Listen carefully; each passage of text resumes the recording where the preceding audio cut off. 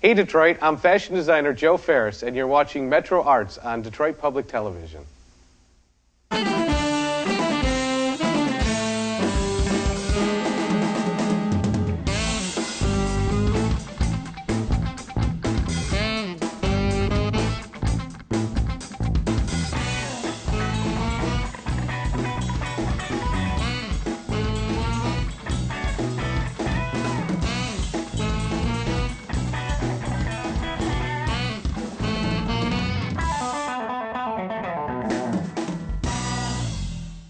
Hello and welcome to Metro Arts. I'm your host, Shayna Fields Clark, and right here on Metro Arts, we highlight some of the best in the business. From fine artists, photographers, performing artists, cinematographers, as well as musical artists, all from the Metro Detroit area. On today's show, we have professional jazz musician Chris Collins and professional composer James Hartway.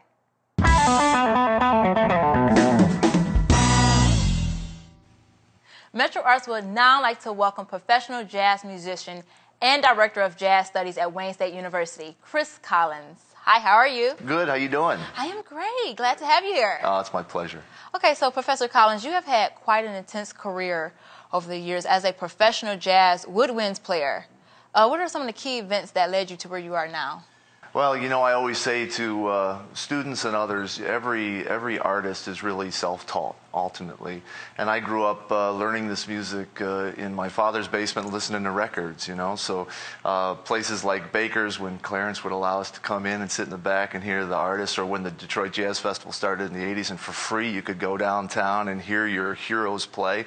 Those were life-changing moments because they helped me to understand who these artists were and the excitement and energy and the freedom of jazz music. And those are the kind of things that make you go home and want to practice and work and study that much harder to be as good as you can.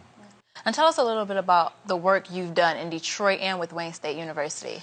I'm coming up on 18 years Wow. back at Wayne State as a professor, director of jazz studies for about 6. And, you know, we've had a powerful jazz curriculum for many years. So the academic side was set long before I was there. But I can tell you that my goal has been to enrich the student experience with the location in which we exist. So really trying to tie in the street school of jazz and creative arts with the discipline of academia. And that means reaching out, inviting a lot of regional artists, national artists into our program to work with our students, to have our students perform with those individuals, and doing jam sessions at local clubs like Cliff Bell's or Baker's, doing gigs at Orchestra Hall or down at the Detroit Jazz Fest with major artists.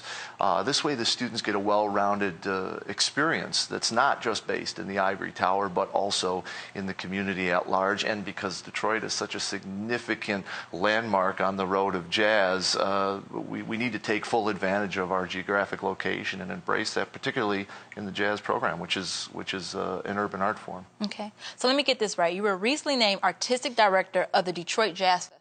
That's right. How does that feel?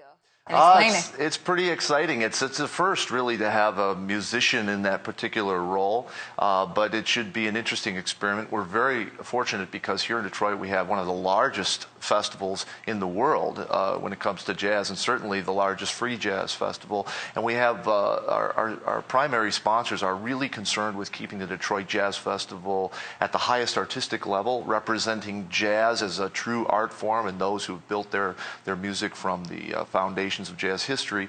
And they're also really interested in tying in the Detroit Jazz Festival with the place in which it exists. Again, this great city of Detroit that spawned so many significant jazz artists that have shaped this music and continues to spawn creative voices in this music and in many other creative art forms. So the festival exists in Detroit and draws from the energy, past, present, and future of this great city to create something that is global in reputation, but can only exist in this city. Okay, so you've toured basically around the world, Yeah. so from Japan, China, South Africa, Europe. How does playing in those places experiences difference from the city of Detroit? Well, you know, it's all about culture, and I found early on that my music was something that could appeal to a wider group of people outside of our country. And I've been very fortunate to experience a global career. Those cultural things, though, it's about how art feeds a culture and how culture feeds an art. So, for instance, in South Africa, to hear how the musicians there have taken this American art form and mixed it with their own sensibilities, their own goals as a culture, and created something that's really quite new that still is based on the American tradition. And then the other side of that is myself as an American musician going to these cultures and drawing from the uniqueness of Irish folk music or South African folk forms to feed my own sensibilities and creative music, and then come home and put that all together. It changes who I am as an artist. So it's a way of globalization feeding back and forth between one another. Okay. And you also played what is that? Saxophone. I was about to say trumpet. I was just like, I'm thinking of so many things because you play many woodwinds instruments. Because I know you said trumpet at first when we were talking. A long time ago. Yeah. So can you give us a little sample of that? Sure. I have a neat little piece. This is called Calypso for Camasca. I wrote for a special concert in Italy. Okay. Last year, up in the mountains. It was really great. It goes like this.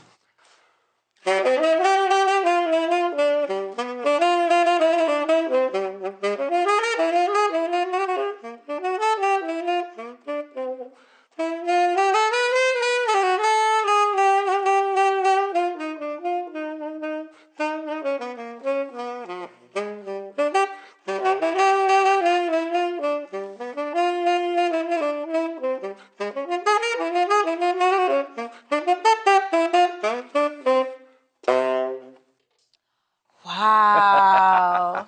Wow. Great work up in those mountains. I'm telling you what. And jazz, you know, it embraces that freedom mixed with the discipline of understanding harmony, rhythm, world music. That all comes together. So when you play, there's a very happy, uplifting feeling as an artist to be able to express yourself in that art form that you just heard. Well, thank you, Professor Collins, for joining us here on Metro Arts. And if we want to reach you, how do we do that? If anyone's interested in what I'm doing, they can look it up at chriscollinsjazz.com. chriscollinsjazz.com. Well, we look forward to seeing you later on in the show. Great. Okay, and you guys heard it right here, chriscollinsjazz.com. Stay tuned.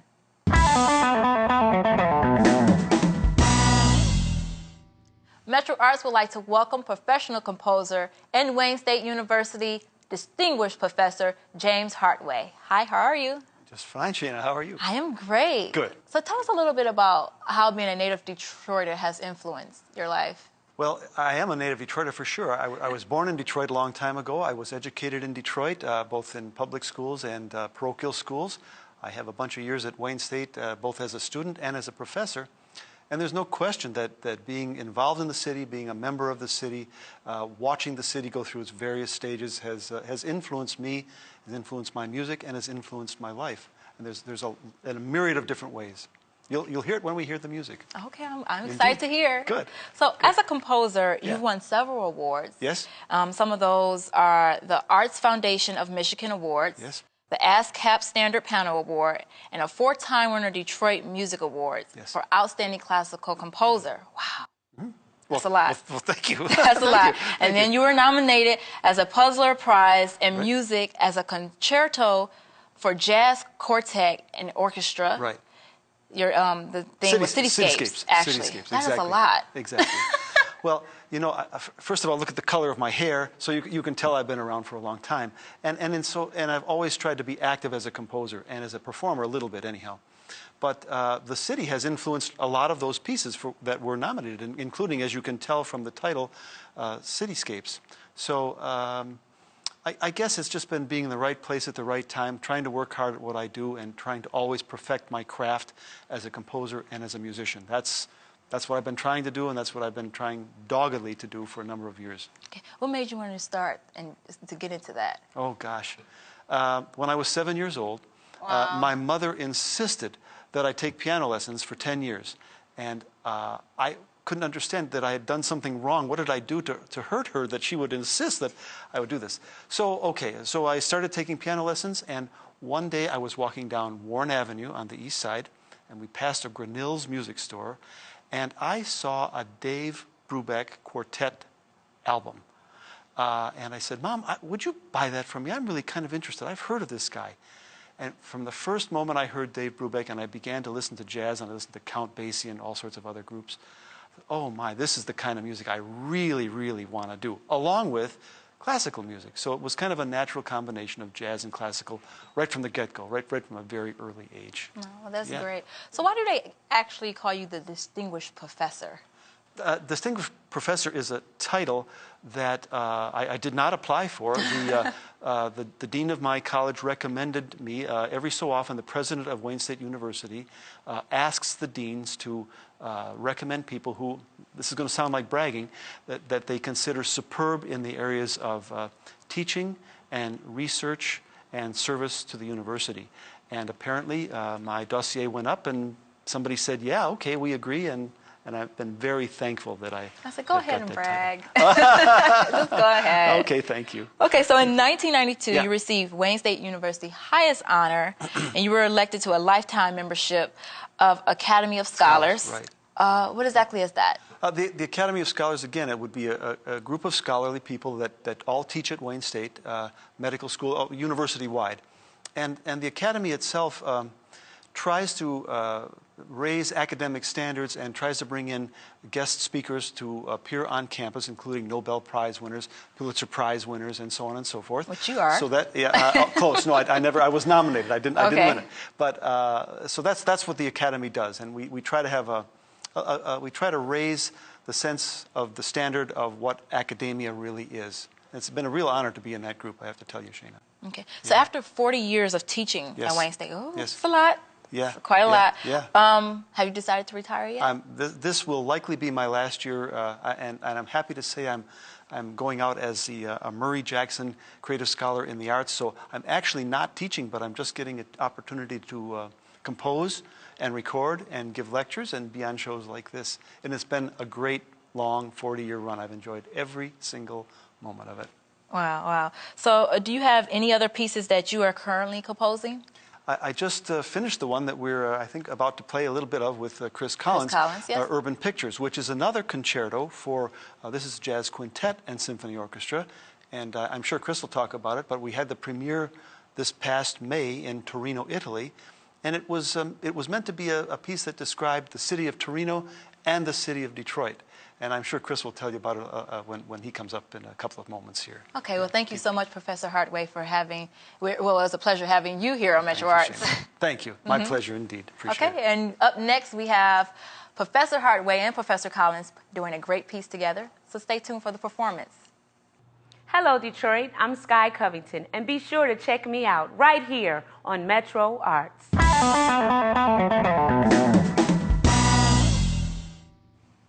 MetroArts would like to welcome back James Hartway and Chris Collins discussing the Torino Project. Hi, how are you guys? Good to see you again. Glad to have you back. Thanks. Okay, so Professor Collins, can you tell us a little bit about the Torino Project? Yeah, the Detroit-Torino Urban Jazz Project started about 5 years ago, and like any sustainable project, it started very simply and grew organically. A good friend of mine from Italy named Claudio Zola, who's one of the few makers of handmade saxophones in the world, united myself with an Italian saxophone player named Emanuele Cisi. We both played these unique Italian horns, and we sat down in New York City at a bar and started discussing music and how things were moving, and we realized there was a close connection between both of us. We were the same age, we both had the same heroes in this music, and we both lived in these urban environments, but moreover, they were environments where the auto industry had directed the development of the city. So Torino, as you know, is often referred to as the Detroit of Europe because of the headquarters of Fiat is located there, and of course Detroit as the Motor City. So we started to explore that, and we decided to hand each other a CD to introduce ourselves musically, and he gave me his CD, and it was called Urban Pictures, and I handed him my CD, and it was called Urban Solitude, and we had a chuckle over that and realized that the urban environment affected our improvisation and our composition quite a bit.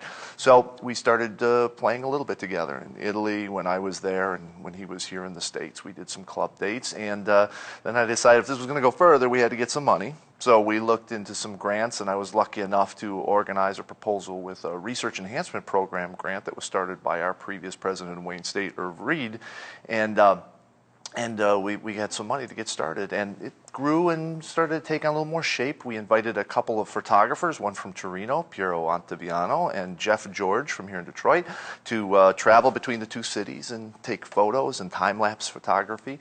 And we developed that idea as a small group, and eventually, this past a couple years, we had the vision of including a couple of composers to make some music at a grander scale.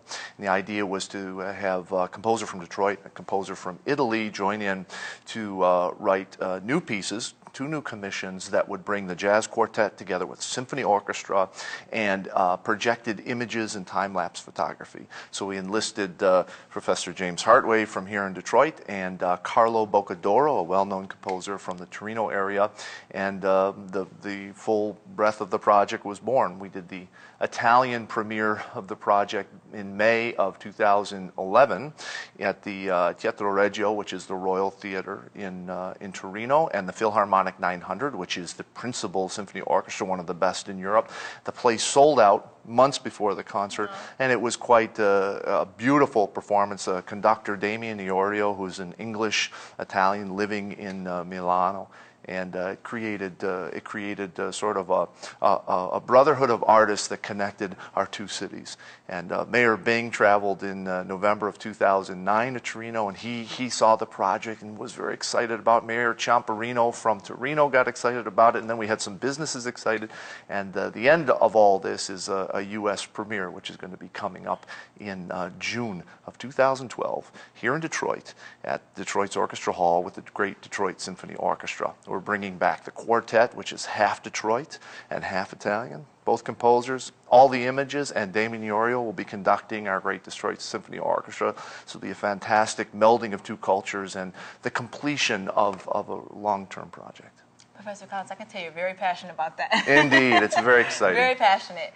Okay, so coming to you, so how do you, you describe the creative process of composing music? Well, the creative process starts when a gifted saxophone player asks the composer to write a concerto for him, and it'd be a jazz concerto that would be played by a superb orchestra. So I was just delighted to say yes to that, naturally. The creative process, though, had to do with trying to get a sense of sound of two metropolitan cities that were both sort of interconnected. They're sister cities in a way. And the two movements of the piece actually are titled, maybe it'll help the audience understand, Mean Streets, which both cities have tough neighborhoods and they're both tough towns at times. And then Renaissance cities, which both cities have undergone a renaissance. Detroit is, I think, still undergoing a renaissance compared to Torino. I think they're a little bit ahead of us in that. But it was interesting to try to build a piece on those kinds of premises. And so Chris gave me a bunch of pictures of both cities that I looked at, and I tried to see if I could make the notes reflect the pictures and thus reflect the cities. Mean Streets is earthy and kind of funky, and it's a different character than is Renaissance Cities, which is more optimistic, and which is what we all hope for all major cities everywhere, but especially Detroit and Torino. And just a hint about Renaissance Cities. Somebody after hearing the piece said that, gee, it sounds like kind of a little bit older jazz. Well, it's based on a set of older chord changes upon which I built new melodies. So I thought that was sort of the essence of Renaissance, and I'm glad somebody realized that that was what was going on in the piece. Okay. So when it comes to urban pictures, what are some of the musical ideas and influences? Well, part of them were the pictures that Chris sent me, and he sent me a picture of a Detroit inner city guy who I was just struck by. His name was Smoke, if I'm not mistaken, Smoke. And Smoke was one of these guys that looked like he might have been a little younger than me, but not much, but he knew more than I knew. Clearly there was something going on with Smoke, this sense of something going on under the table, or I can get that for you. If you really want something, I can get it for you, no matter what that was. Okay. So I tried to build in that earthy quality in the first movement. And in the second movement, it really was trying to say something extremely optimistic about both these cities, because I hope we have to be optimistic. I think we must be optimistic if we're going to move forward both in this country and in Italy. And as you know now, currently, Italy is undergoing some strange economic problems, much the same as we are. So there's a great partnership here. And I hope that the people that listen to this entire concert get the sense of what we were trying to accomplish. Okay. And you guys are going to play the Urban Pictures piece right now. Well, we're going to play the last movement, or part of the last movement, which is called Renaissance Cities. And it's just going to be Chris and I, and not the 85 other people that it was written for. So you'll get an idea. Well, take it away. Thank you.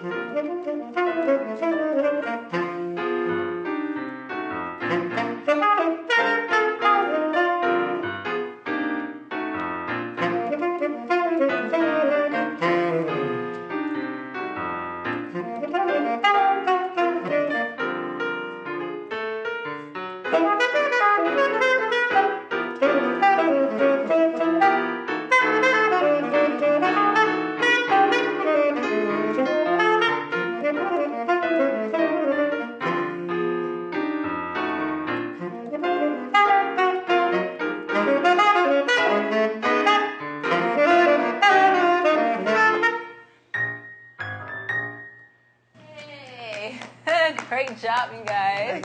Great job. Okay, so Professor Collins, what's next for the Torino Project? Well, you know, first we really have to thank the wonderful sponsors we've had thus far, and the performance in June here in Detroit is the coming together of a number of community players. The Detroit Jazz Festival, Orchestra Hall, the musicians of the Detroit Symphony Orchestra, Wayne State University, and all of the wonderful sponsors we've had along the last 5 years that have helped to produce this massive work. And then we're looking forward to the development of something called the Detroit-Torino Student Bridge Project. It started in 2011. I was brought in as the artist in residence for the Giuseppe Verdi Conservatory in Torino, and we were able to get some funding to bring students back and forth with me almost every month from Torino to Detroit and from Detroit to Torino. Some faculty went back and forth, and we developed quite a camaraderie between the two institutions of Wayne State University and the Giuseppe Verdi Torino Conservatory. And so by doing that, my hope is that it will pick up its own momentum, and the project will create new generations, new groups of people between the two cities that will continue the momentum and move forward. Okay, well, thank you, Professor Collins. Professor Hartway, it was a pleasure having you here on MetroArts. Our pleasure. And thank you guys for tuning in to MetroArts to see the professors perform a great, wonderful jazz piece.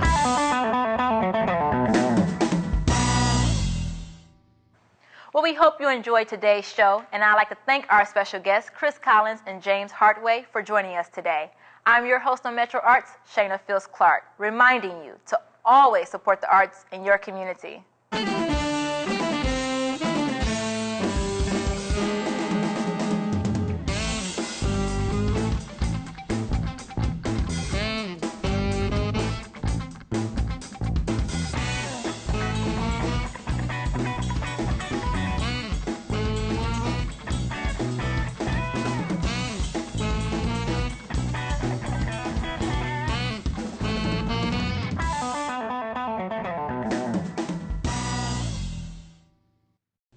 Hi, I'm Daniel Dumas, one of the associate producers for Metro Arts. That means I get to work with musicians, actors, fine artists, dancers, and other guests that we highlight each week on our show. We are always looking for guest artists, and information about that process is available at our website, MetroArtsDetroit.com. And thank you for watching our show on Detroit Public Television. Metro Arts is produced at the Midtown Studio at Wayne State University.